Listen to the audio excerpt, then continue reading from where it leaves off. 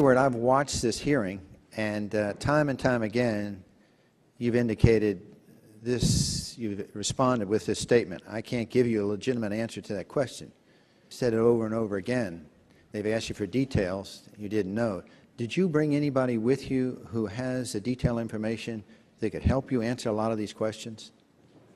Is there anybody else that you brought with? I have a technical expert with me. Because I don't see you go back to that technical expert, and you just continue to say, I just can't answer that question. So my question for you today, is today Thursday? Yes or no?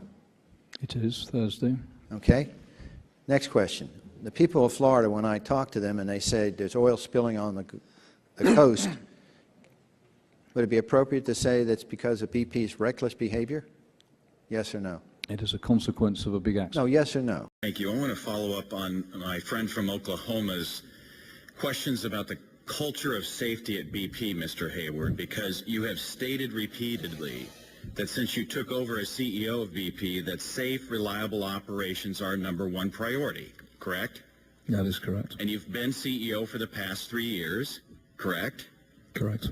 Then explain to us why, between June of 2007 and February of 2010, Occupational Health and Safety Administration checked 55 oil refineries operating in the U.S. 2 of those 55 are owned by BP, and BP's refineries racked up 760 citations for egregiously willful safety violations, accounting for 97% of the worst and most serious violations that OSHA monitors in the workplace. That doesn't sound like a culture of safety.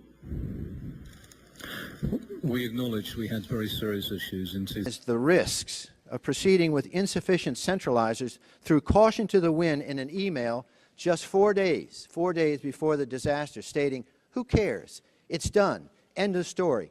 We'll probably be fine. Did you know about it? So in your opinion, there are, and the standards are there, and BP didn't follow them. Okay, Mr. Watson? Based on the information we've seen, yes. Okay, Mr. Mulva? Yes. Mr. Odom? Based on the information, yes. Okay. I think, Mr. Chairman, the majority of opinion here is that BP acted recklessly and should be held accountable for all the economic and environmental damages that have occurred. Is what you're saying to us. I have seen no evidence of reckless behavior. Okay, so you're on record saying there's been no reckless behavior. We had a hearing. Mr. McKay was here. We had the CEO of Exxon, Chevron, ConocoPhillips, and Shell. We asked them questions.